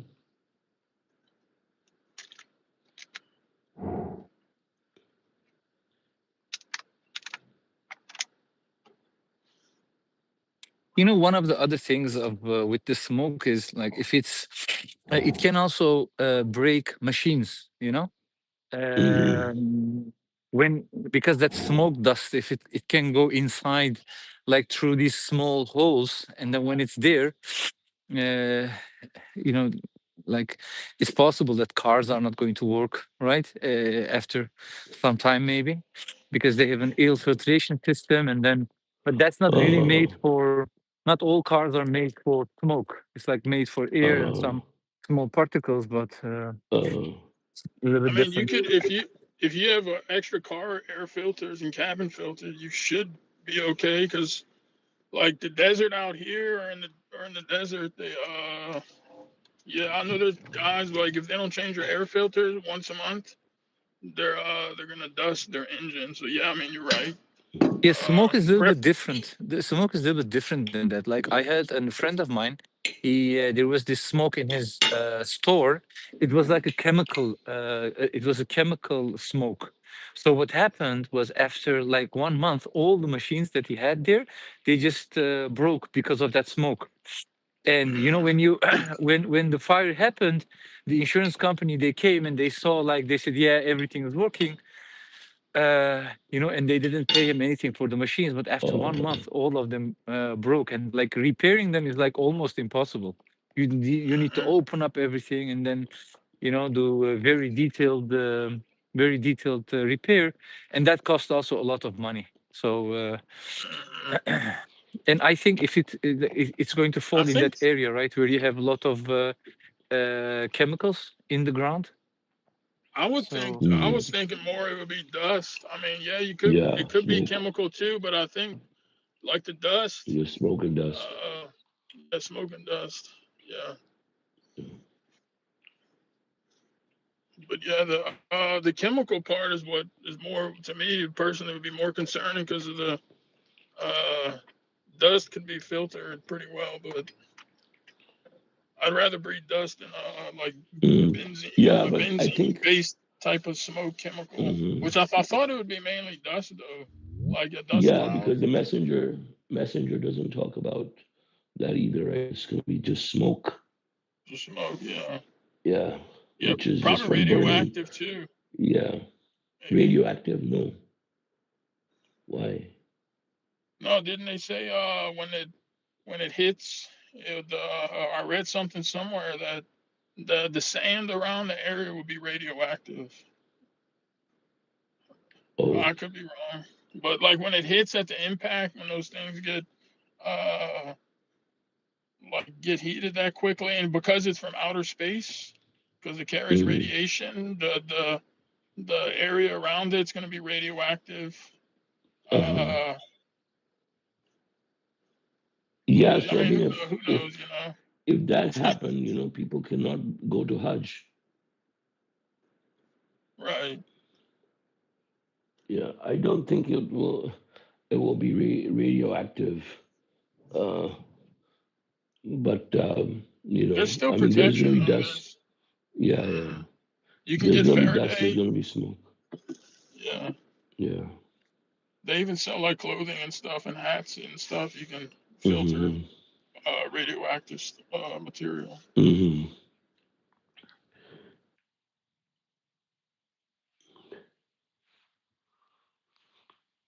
Yeah, but when we're talking about cars not working, we're probably talking about the cars with like an internal combustion engine and stuff, right? Not electric cars.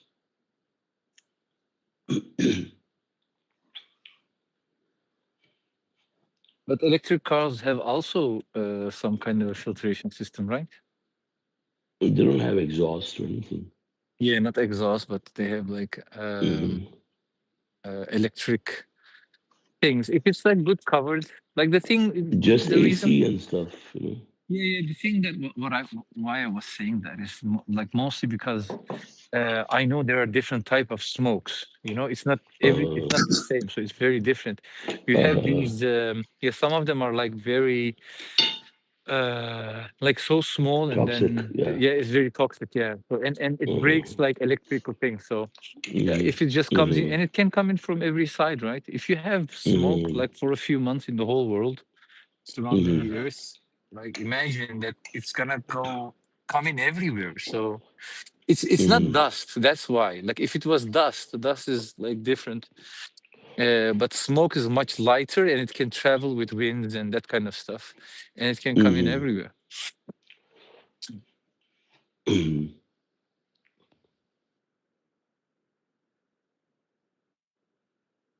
Yeah, I wonder. Maybe there's probably some previous as like micro asteroid or impacts. I'm interested now to maybe look at what happened, maybe to get an idea. But nonetheless, I mean, 4 years. I think it does. It kind of seems like a long time, but then when you think about it, it's relatively close to. But I think it's definitely adequate time to Hmm. prepare. You know, like I think it's like plenty time to prepare. I mean, imagine if we only had Hmm. a year. Hmm. But yeah, thank God. Yeah, thank God.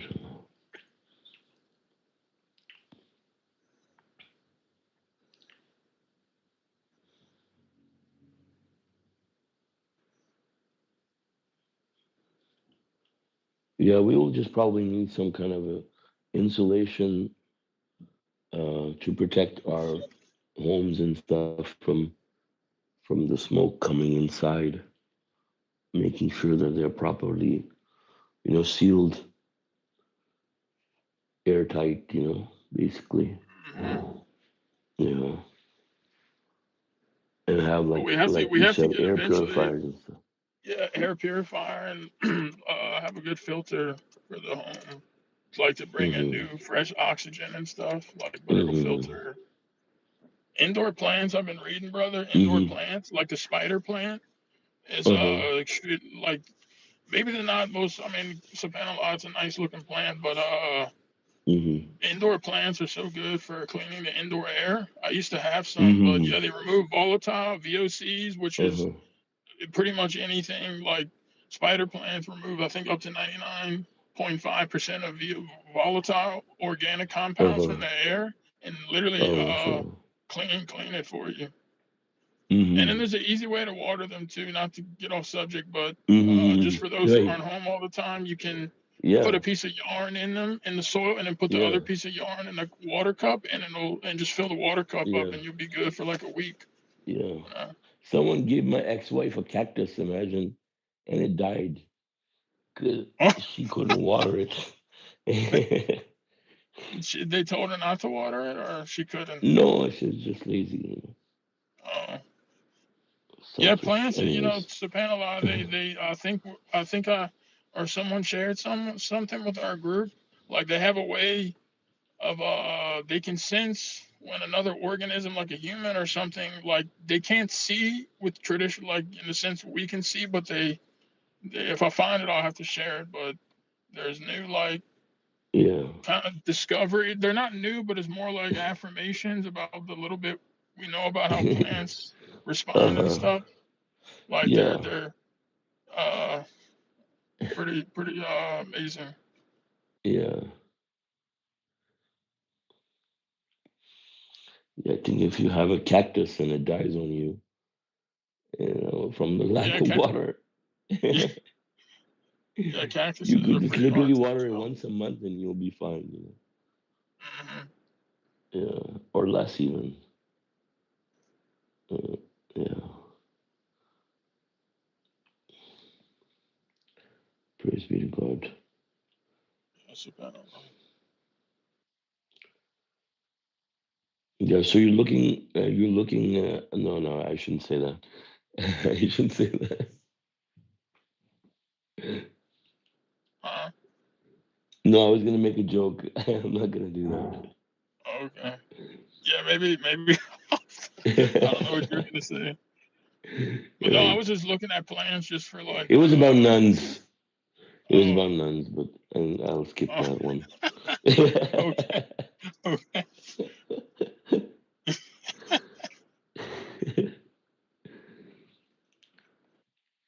Hmm. All right. Anyone else has any comments or questions before we conclude the study? All right.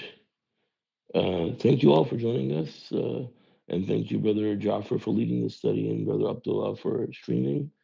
God willing, our next English Quran study would be on Wednesday at 9:30 a.m. Pacific time. God bless you all. Assalamu alaikum. Assalamu alaikum, brothers, sisters. God bless you all. Okay. God bless you. God bless Assalamu us. alaikum. Hmm.